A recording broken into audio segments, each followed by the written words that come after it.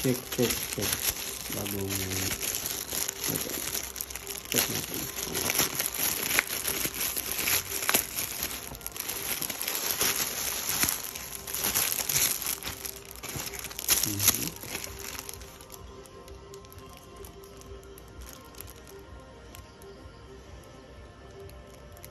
Picnic mat polyester. Check natin na. May karab. May ito. Palalagyan. Yung bag niya.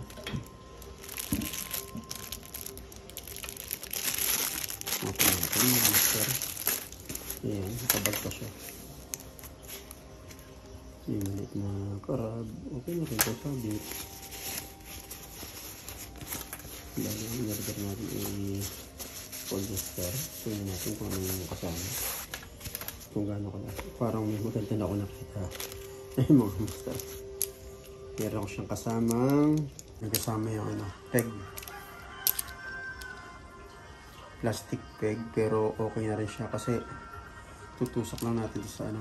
Pero maganda kasi bakit maganda? May kasama pa siyang peg. Okay yung type niya. Pero isa pang nakakaano ito. Mga master, kita niyo yung dulo. May nakakabit na ano para sa tusok sa lagayan ng mga peg na pantusok. Dito siya ikakabit. Ang ganyan. Tapos sa kanya ito. Para hindi siya papalad ng hangin. Yung size, wala nang problema sa size nito. Kasi tingin ko naman maganda yung size nito. Pag ang size nito is 6 feet by 6 feet, okay na sa akin yun. 6 feet by 5 feet, okay lang. Wala nang problema sa yung size niyan. Nakita ko naman maganda yung tela.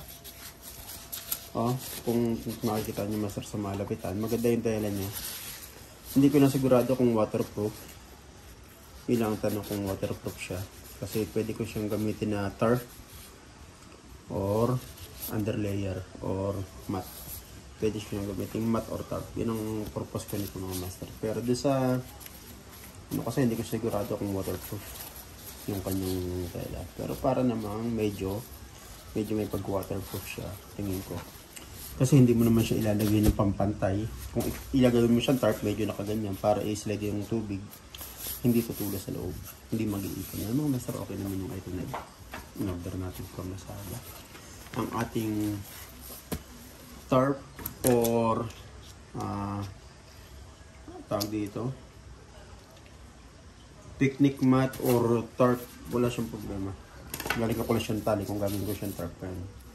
Tatali ko na siya dito mga master. Tagyan ko na. Goods. No, okay ito. Ito sa pang peg. Pantusok. Okay. Yan, lagyan na ulit natin sa loob.